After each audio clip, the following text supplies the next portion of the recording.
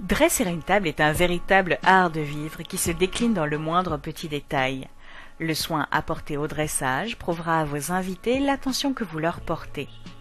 Si l'organisation de la table répond à quelques règles immuables, des petits détails fantaisie pourront apporter un air de fête sans déroger à l'étiquette. Ce peut être le cas pour un anniversaire, une fête ou un mariage. Mais quelle que soit l'occasion, le respect des règles sera votre meilleur allié. Règle numéro 1, respectez l'espace entre les convives. Si le plaisir passe par le ravissement des yeux, comment en profiter pleinement si vous êtes engoncé? On compte environ 70 cm par convive pour être installé confortablement. Si vous manquez de place, 65 cm feront l'affaire autour d'une table ronde. Mais non, votre table de 6 personnes ne pourra pas en accueillir 10, même en se serrant un peu. Évitez également d'encombrer la table par des décors inutiles. Règle numéro 2, pour un repas raffiné, nulle autre alternative qu'une nappe blanche. La vaisselle, les nappes colorées, à motifs ou à carreaux, sont à réserver au pique-nique ou au repas à la bonne franquette. Pour donner un aspect confortable à la table, ajoutez un molleton ou un bulle-gomme sous la nappe. Pour une table ronde, on repasse intégralement les plis. Pour une table rectangulaire, on conserve les plis dans la longueur. Pour plus de tenue, faites amidonner votre nappe chez le teinturier. Bien évidemment, les serviettes seront assorties. N'étant pas la respectable Madame Chang du resto chinois d'à côté, ne tentez pas l'originalité en pliant la serviette sous forme de canard ou de fleurs, ou si vous êtes moins doué, en la roulant dans un verre. Jouez la sobriété et placez la serviette pliée à gauche de l'assiette.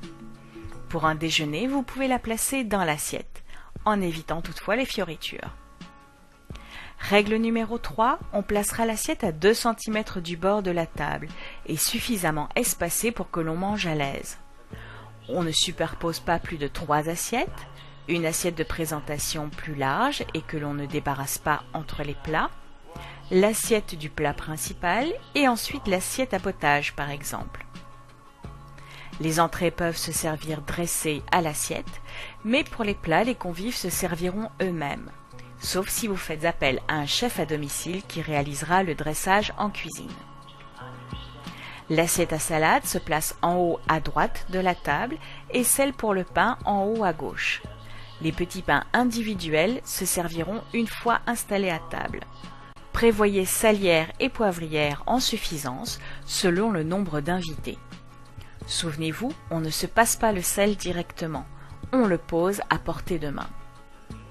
Règle numéro 4, le placement des couverts dépendra de votre menu. Pour un dressage à la française, les dents des fourchettes sont vers la table et le bombé de la cuillère vers le haut. Cela permettait de voir les armoiries de la table qui vous recevait. Pour un dressage à l'anglaise, les dents des fourchettes sont vers le haut. La lame du couteau, quant à elle, est toujours tournée vers l'assiette. Les couverts sont organisés de l'extérieur vers l'intérieur dans l'ordre des plats servis. En principe, le couteau à fromage et les couverts à dessert sont apportés avec chaque assiette par la personne qui fait le service. Sinon, on peut les placer au-dessus de l'assiette. D'abord près des verres, le couteau à fromage et les cuillères à entremets, manche tournée vers la droite, enfin la fourchette à dessert, manche vers la gauche. La présence de porte-couteaux signifie que les couverts ne seront pas changés et qu'il convient donc d'en faire usage entre les plats. Règle numéro 5, les verres se placent en haut de l'assiette et dans l'ordre décroissant vers la droite. D'abord le verre à eau, puis le verre à vin rouge, verre à Bordeaux, puis à Bourgogne si vous servez 2 vins rouges, et enfin le verre à vin blanc. Le dernier verre doit être aligné sur le grand couteau. Le verre à eau doit être servi avant de passer à table.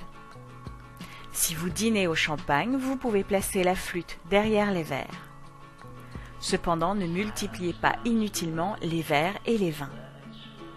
Règle numéro 6, le décor de table doit valoriser le repas. On évitera les fleurs odorantes ou aux pistils pouvant tacher la nappe. Les bougies seront placées plus haut ou plus bas que la hauteur du regard pour ne pas gêner les conversations.